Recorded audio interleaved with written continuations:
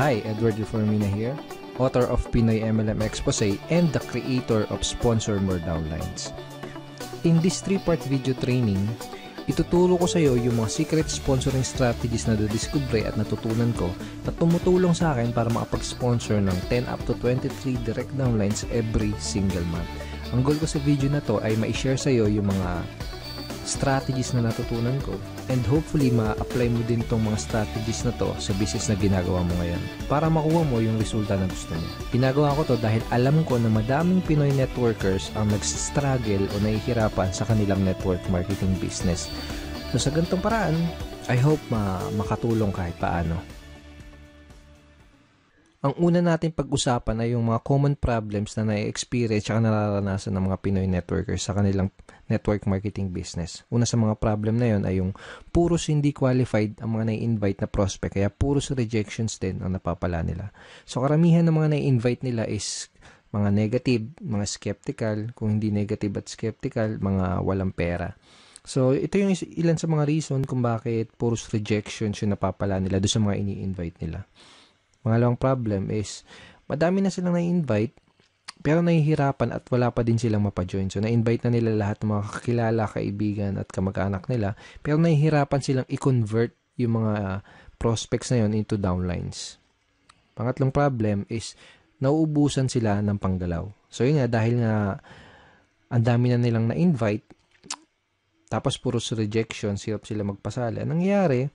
Mas malaki pa yung ginagastos nila kesa dun sa kinikita nila. At kadalasan, nagkakanda utang-utang pa imbis na kumita. So, ito yung mga ilan sa mga common problems na na-experience sa mga network marketers. Actually, ito din yung mga naging problema ko nung nagsisimula pa lang ako sa network marketing business ko. So, halos araw-araw akong pupunta sa office namin para mag-invite ng mga kakilala at kaibigan ko.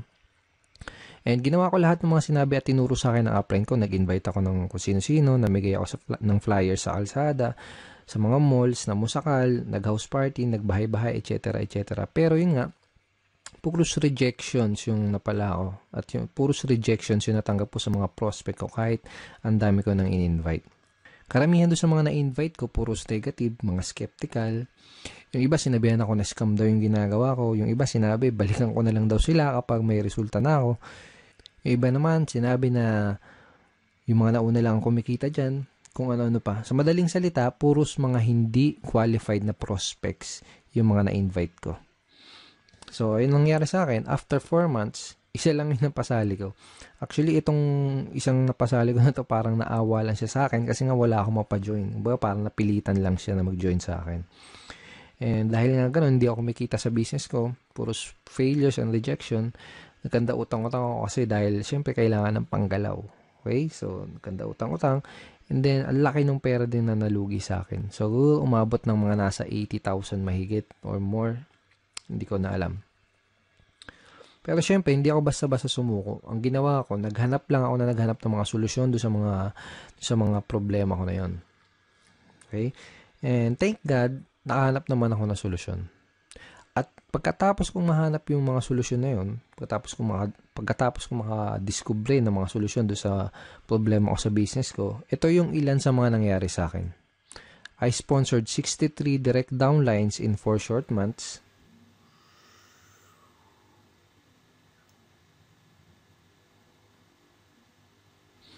And consistently na din ako nakakapag-sponsor ng 10 up to 23 direct downlines every single month. Tapos mas mabilis ko na-build yung business ko at nagsimula akong mag-duplicate dun sa mga kagrupo ko. Okay? So, yung mga solutions na natutunan ko, yung mga solution na na-discover ko, yun yung mga pag-uusapan natin sa 3-part video training na to. Yung mga solusyon na yun yung mga matututunan mo sa video training series na to.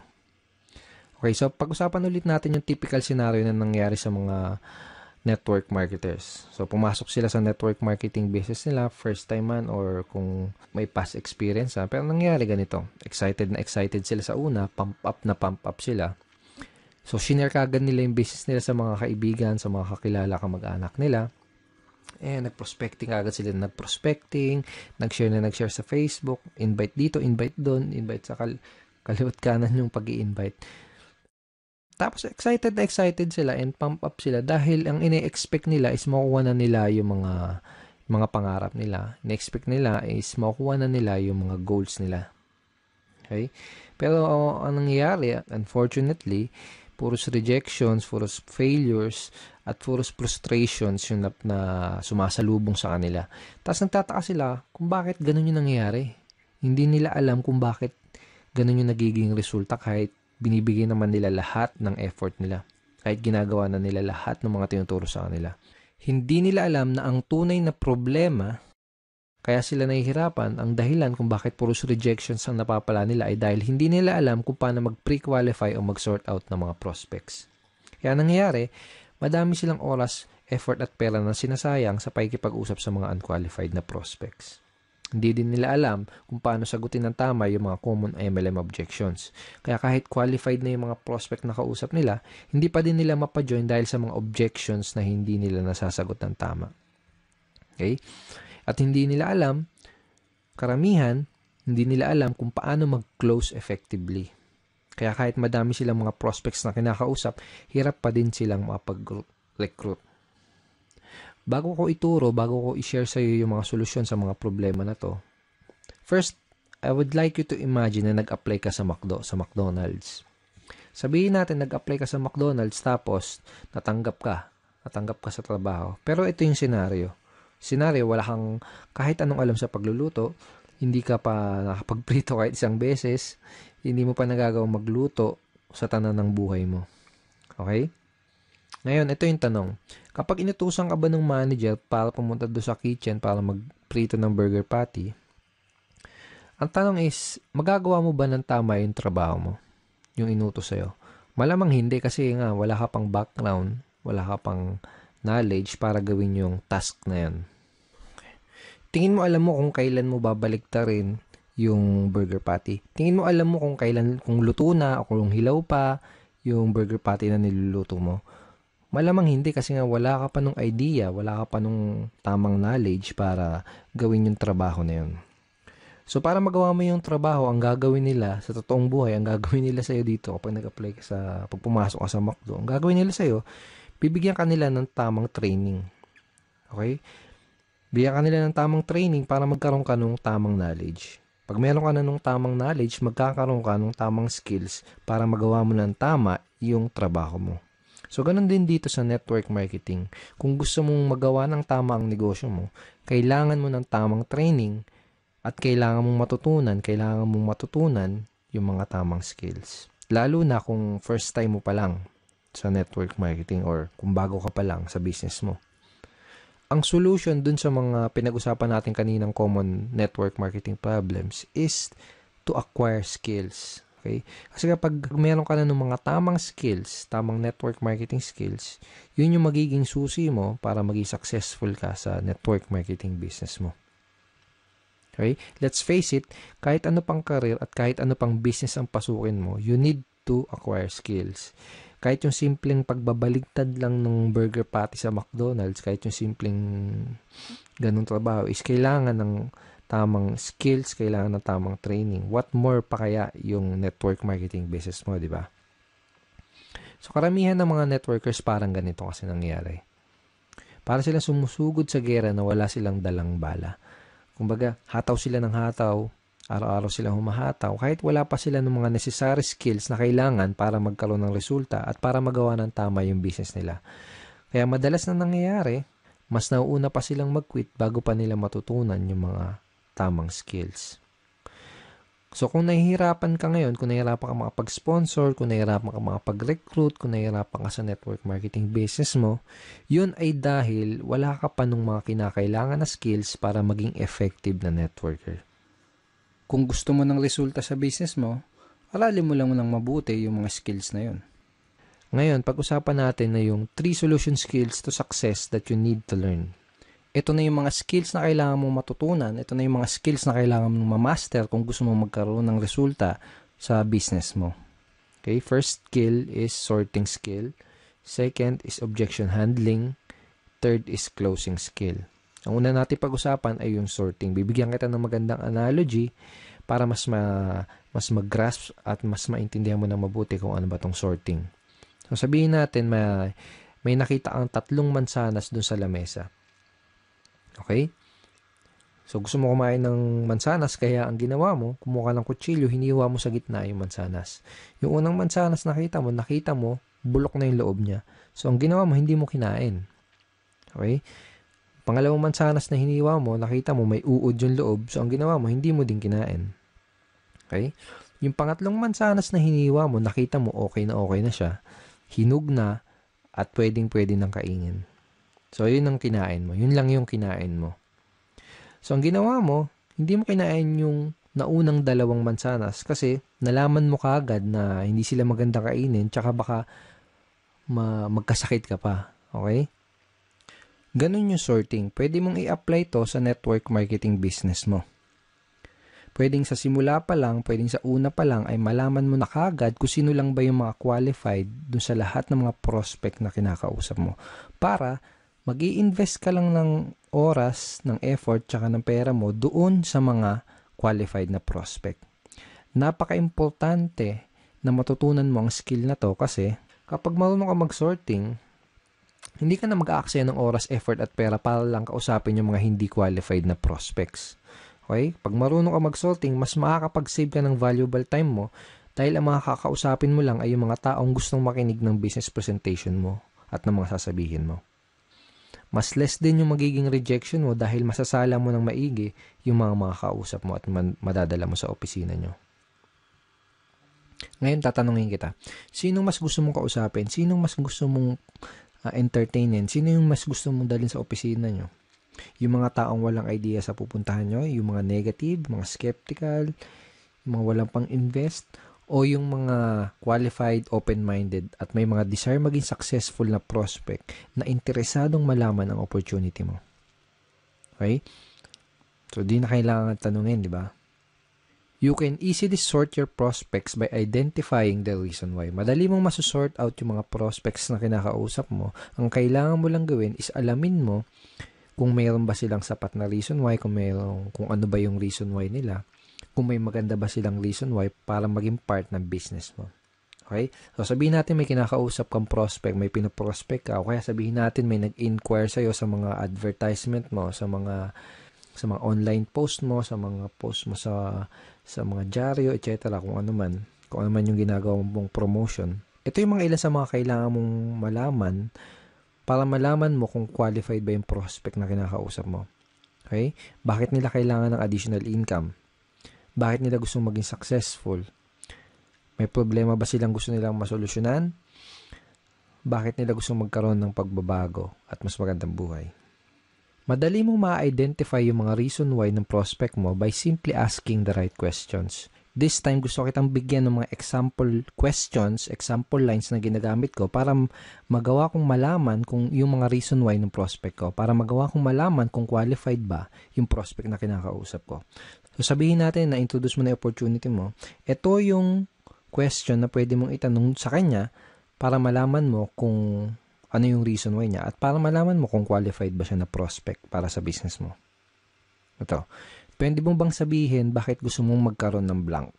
Okay? So, sabihin natin, in-offer mo yung opportunity mo as a part-time business or home-based business, extra income o kung ano man. Ganito. Ganito sasabihin mo. Pwede mo bang sabihin bakit gusto mong magkaroon ng home-based business? Pwede mo bang sabihin bakit gusto mong magkaroon ng part-time income? Okay?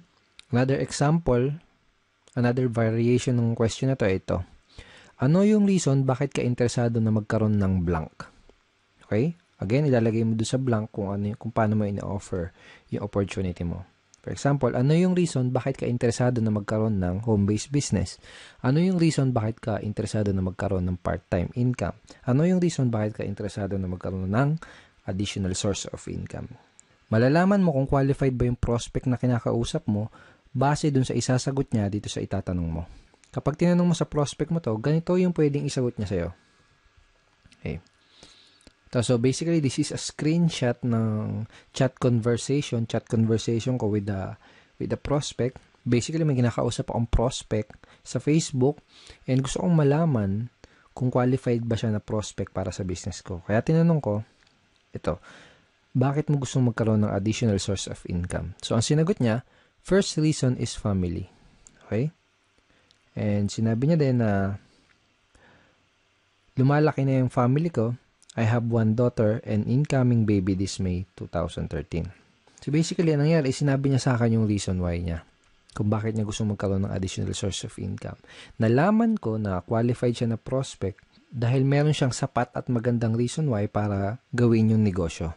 Okay? Nalaman ko na kailangan niya ng dagdag na income kasi nga lumalaki na yung family niya. So, lumalaki na yung mga bills na babayaran niya, mga nganak yung misis niya, etc. So, sa madaling salita, nalaman ko na qualified siya na prospect by simply asking these questions. Okay. Lahat ng prospect na kinakausap ko, inaalam ko muna ng maigi kung meron ba silang maganda o sapat na reason why. Doon ko kasi malalaman kung qualified ba sila na prospect o hindi. Alam ko kasi na kung wala silang mabibigay na magandang reason why or sapat na reason why, hindi rin sila mamomotivate na mag-take ng action. Hindi sila mamomotivate na mag-join, hindi sila mamomotivate na maglabas ng kapital. Baga wala silang sapat na reason why para magsimula ng isang network marketing business. Kung wala silang mabibigay sa akin na magandang reason why or sapat na reason why, hindi ako mag-aaksaya ng panahon para explainan pa sila, para dalhin pa sila sa office. That is how I sort my prospects and that is how I qualify my prospects. Okay, so possible scenario, sabihin natin na tinanong mo na to sa tong questions na to sa prospect mo, pero sabihin natin ang nangyari ay hindi kagad siya nag-open up sa'yo. Sabihin natin na hindi niya kagad sinabi sa'yo yung reason why niya. Posible kasi na mangyari yon, lalo na kung kakikilala mo pa lang sa kanya o kaya hindi ka pa nakakapag-build ng rapport.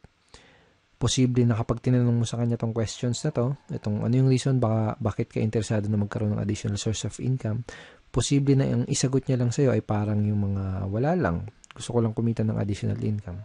Pwedeng ganon. So, walang sapat na reason why, di ba? O kaya naman, pwedeng ang isagot niya ay wala lang. Sino ba naman ang ayaw kumita ng additional income? Parang ganon. So, wala ding sapat na reason why. Ang questions na pwede mong itanong do sa prospect mo para magawa mong mag-open up siya sa'yo at para magawa mong ma-identify yung reason why niya ay itong mga questions na to. Ito, sabihin natin na kumikita ka na ng part-time income, magkano ang gusto mong kitain on a monthly basis?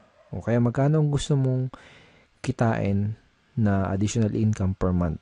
Parang ganun. Kapag tinanong mo sa prospect mo to, gagawin niya is magbibigay siya sa'yo ng figures. Usually, sasabihin nila ng prospect is 10,000 per month, 20,000 per month, 50,000 per month, or 100,000 per month. Iba-iba. Okay, so kahit na anong ibigay niya sa yung figure, ito yung next na question na pwede mong itanong sa kanya. Ito, kapag kumikita ka na ng blank, kung magkano yung binigay niya sa yung income na gusto nilang kitain, kapag kumikita ka na ng 20,000 na monthly income, ano yung pinakamalaking maitutulong nun para sa'yo? O kaya, ano yung pinakamalaking maitutulong nun para sa'yo at sa pamilya mo? By this time, kailangan may maibigay na sa yung magandang reason why yung prospect mo para malaman mo at matansya mo kung qualified ba siya na prospect o hindi para sa business mo. So, I will show you another example. So, basically, may kinakausap ulit akong prospect via Facebook chat.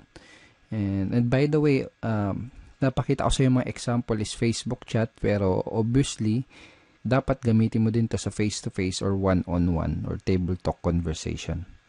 Okay? So, again, may kinakausap ako na prospect via chat. Tinanong ko siya kung ano yung reason bakit niya gusto magkaroon ng additional income pero wala siya nabigay sa akin na magandang reason why. Hindi kagad siya nag-open up sa akin. So, ang ginawa ko, tinanong ko kung magkano ba yung additional income na gusto niyang kitain on a monthly basis. Ang sinagot niya sa akin, 10,000 per month. Kaya tinanong ko sa kanya itong question na to. Okay, sabihin natin na kumikita ka na ng 10,000 na monthly income. Ano yung pinakamalaki maitutulong nun para sa'yo? Ang sinagot niya, sa pag-aaral po, pang-araw-araw na gastos sa bahay, and sabi niya, nakikitira lang po kasi ako sa kamag-anak ko. So, by asking this simple question, napakasimpleng question lang naman, di ba? Pero very, very powerful in terms of identifying your prospects reason why. And very powerful para magawa mong mag-open up sa'yo yung prospect mo. So, by asking this simple question, nagawa kong mag-open up yung prospect at nalaman ko na qualified pala siya dahil may maganda at sapat na reason why pala siya para gawin yung business. So, pag alam mo na yung reason why ng prospect mo, pwede ka na mag-move on dun sa next step, which is to introduce him or her dun sa business opportunity na ina-offer mo. So, kapag alam mo na yung reason why ng prospect mo, kapag alam mo na yung gusto niyang monthly income na kitain, ito yung line na pwede mong gamitin para madali mong ma-invite yung prospect mo doon sa inyong business opportunity meeting or BOM, sa inyong seminar or online video, kung ano man. Depende sa company nyo. Every company, iba-iba yung sistema nila. Okay, so ito yung line na pwede mong gamitin. Kung may maipapakita ako sa yung paraan na pwede kang kumita ng blank per month doing part-time para their why, isisingit mo dyan yung reason why na sinabi sa'yo ng prospect mo. Willing ka bang tignan kung ano yun? So, for example, kung may mapapakita ako sa yung paraan na pwede kang kumita ng 20,000 per month na income doing part-time para magawa mong matulungan yung asawa mo sa mga gastusin nyo or para magawa mong mabayaran lahat ng mga pagkakautang nyo or para makatulong ka sa mga magulang mo, willing ka bang tignan kung ano yun? Kapag tinanong mo sa prospect mo tong question na to, ano sa tingin mo yung isasagot niya sa'yo? Tingin mo sasagutin ka niya ng, hindi ako willing tignan yan. Wala akong time. Ganun ba yung sasagot niya? Most likely, ang sasagot niya sa'yo is positive answer. Ang pwedeng isagot sa'yo ng prospect mo ay tulad ng, sige, willing akong tignan kung ano yan. O kaya, mukhang okay yan ah. Ano ba yan? Sige, willing akong tignan kung ano yan. Para mga ganun. So, this is a very effective line na pwede mong gamitin para madali mong ma-invite yung prospect mo dun sa opportunity meeting nyo. Napaka-effective nitong line na to dahil ginamit mo yung reason why ng prospect mo dun sa invitation mo. Ngayon, pag-usapan natin kung ano yung mga pwede mong gawin para mapakinabangan mo na maigi yung mga tinuro ko sa'yo dito sa video na to. Okay? So, ito yung mga kailangan mong gawin. Una, write this example sorting questions that I gave you. So, mamaya balikan mo tong video na to, i-play mo ulit, tapos isulat mo sa papel o kaya i-type mo sa cellphone mo or sa iPad mo yung mga example questions na binigay ko sa'yo. Okay? Second, read this line ng paulit-ulit and try to internalize them. Okay? So, wag mo kabisaduhin. Okay? Mas maganda kung ma-internalize mo siya.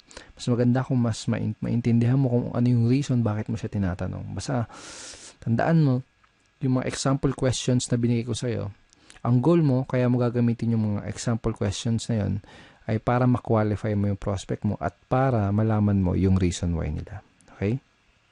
Pangatlo, start asking these sorting questions to your prospect. So, kung may kakausapin ka na prospect mamaya, bukas o sa isang araw, start using these questions. Simulan mong gamitin at itanong yung mga question na yon sa mga prospect na makakausap mo para magawa mong masort yung mga kinakausap mo na prospect at para malaman mo kaagad kung qualified ba sila o hindi sa business mo. Pag ginawa mo yon, mas makakapag-save ka ng time, ng effort, tsaka ng pera mo. Okay? So, thank you so much for watching this video. I hope madami ka natutunan din sa training video number 1. In training video number 2, pag-uusapan natin na yung some of the biggest misconceptions ng mga networkers. Ito yung mga maling akala ng mga networkers na pumipigil sa kanila para magkaroon ng resulta. Pag-uusapan din natin sa training video number 2 kung paano mo sasagutin yung mga common MLM objections. Bibigyan din kita ng free PDF script na magagamit mo sa pagsagot nitong 3 objections na to. So, don't forget to check your email for training video number 2. Ipapadala ko sa iyo yung link ng video number 2 sa isang araw. Hindi bukas, sa isang araw. Okay, sa baba ng video na to, may makikita kang like and share button. Huwag mong kalilimutan na i-click yung like and huwag mo din kalilimutan na i-share tong video na to. And pwede ka rin mag-comment sa baba. Kung may gusto kong itanong, pwede mo rin i-type yon sa comment box below. And I will try my best na sagutin yung question mo. Again, thank you so much for watching this video and see you in video number 2.